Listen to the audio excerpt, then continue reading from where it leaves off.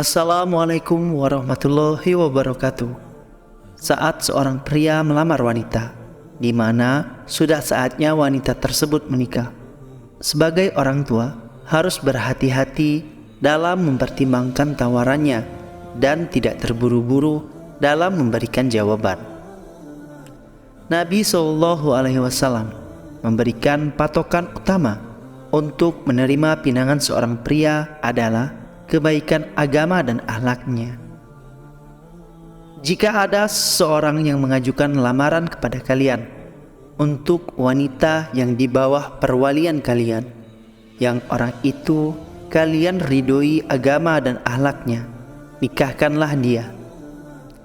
Pernyataan Nabi Muhammad SAW menekankan pentingnya kebaikan agama dan akhlak seorang laki-laki sebagai patokan utama dalam menerima pinangannya, mengandung makna yang sangat dalam konteks pernikahan dan dalam agama Islam.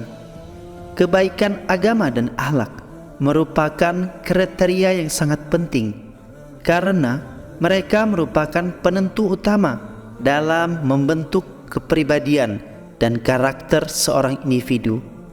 Dalam Islam, pernikahan bukan hanya sekedar ikatan lahiriah antara dua individu, tetapi juga merupakan ikatan spiritual yang bertujuan untuk saling membantu dan saling memperbaiki diri dalam mencapai kebahagiaan dunia dan akhirat.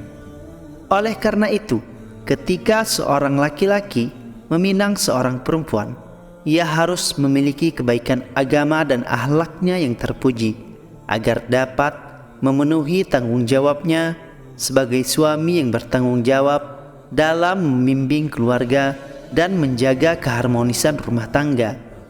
Jika seorang wanita menerima pinangan seorang laki-laki hanya karena faktor materi atau kecantikan fisik semata tanpa mempertimbangkan kualitas agama dan akhlaknya, maka ia beresiko mengalami kesulitan dan ketidakbahagiaan dalam rumah tangga di masa depan. Oleh karena itu, mengikuti petunjuk Nabi Muhammad SAW untuk mempertimbangkan kebaikan agama dan akhlak seorang laki-laki sebagai kriteria utama dalam menerima pinangannya adalah sangat penting dalam membangun hubungan pernikahan yang sehat bahagia dalam Islam.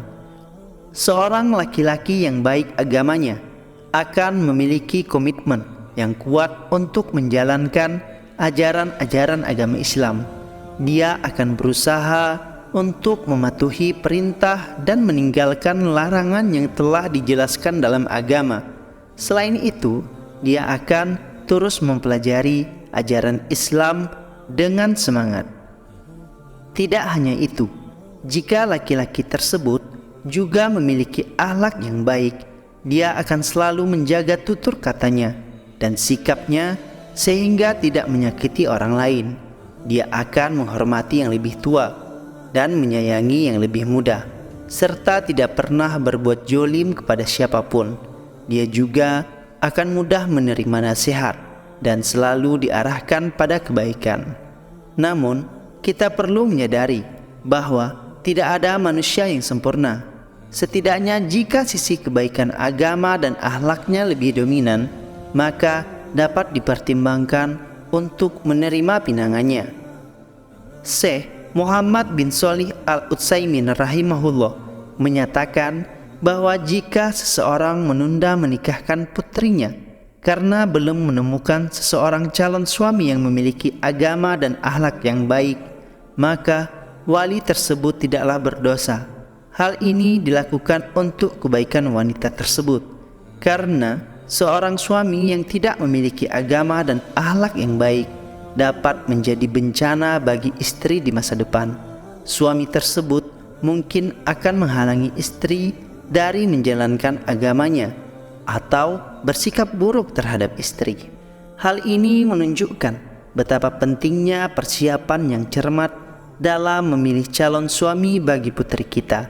Hal ini dikarenakan hak suami dalam pernikahan lebih besar daripada hak orang tua.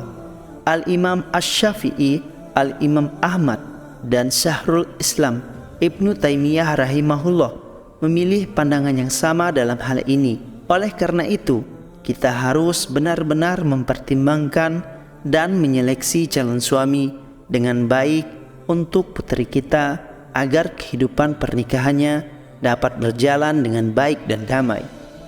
Nabi SAW mengibaratkan para istri adalah bagaikan tawanan bagi suaminya. Sesungguhnya mereka para istri adalah tawanan kalian. Artinya, kita harus selektif untuk memilih kepada siapakah putri kita nantinya ditawan. Sebagai muslim yang mencintai saudaranya, kita tidak boleh menutupi informasi tentang putri kita kepada calon suaminya, terutama hal-hal yang sangat penting untuk diketahui. Kita harus bijak dalam memberikan informasi ini agar calon suami mendapat penilaian yang sebenarnya tentang calon istrinya. Meskipun hak suami nantinya lebih besar daripada orang tua, namun ayah atau wali dan calon istri juga memiliki hak untuk menentukan persyaratan tertentu yang harus dipatuhi oleh calon suami setelah menikah.